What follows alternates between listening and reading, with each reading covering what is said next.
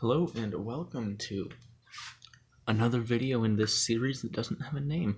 Today we have my orange 69 GTX. It's actually the same orange as the second 57 Corvette Gasser and the 68 Charger because I have a lot of this stuff.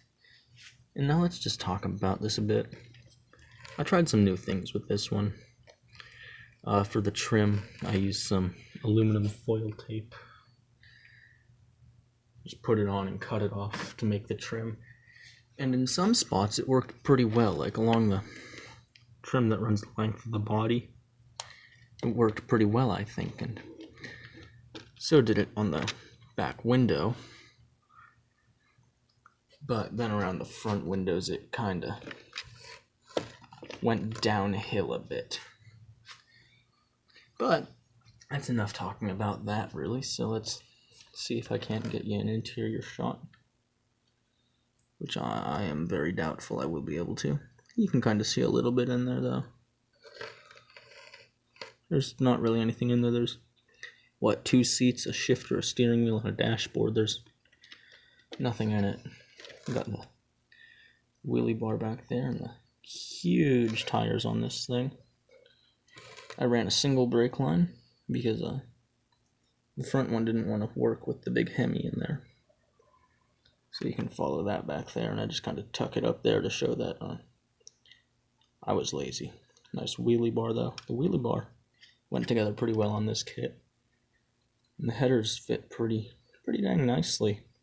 Usually I have clearance issues with the big headers in the front suspension, but these ones fit right in there. All the wheels do spin. This was a bit of a problem.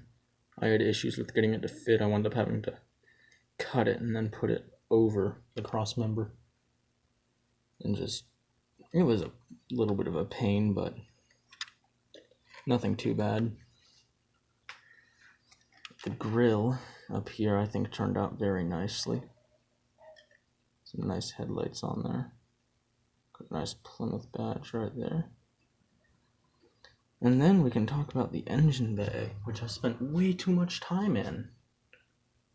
Just lift the hood off. I didn't do the hinges for this one because they weren't openable hinges. And in the engine bay, you'll immediately notice there's a whole load of crap. I tried to wire as much of everything as I could in here, and it doesn't all line up perfectly. Once again, it only has the top radiator hose. Got all the caps for filling fluids painted in yellow because I thought it looked cool. Some nice gold carburetors. Cables from the battery, plug wires, coil back in there.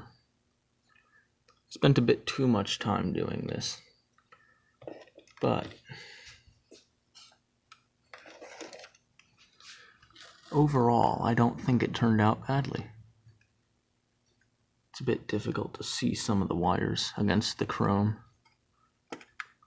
What I did to make the wires, though, was just heated up a piece of the parts tree with a lighter and then just stretched it, and you get a really thin strip that you can paint whatever color you want and use it for wires. Not something I'm going to do with every build, but something I would definitely like to mess around with more in the future.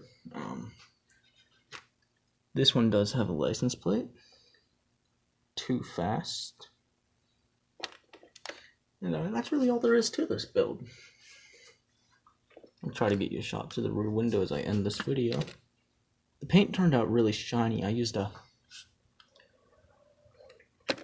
old can of Krylon Crystal Clear that I've had for, it's been in this house probably longer than I have.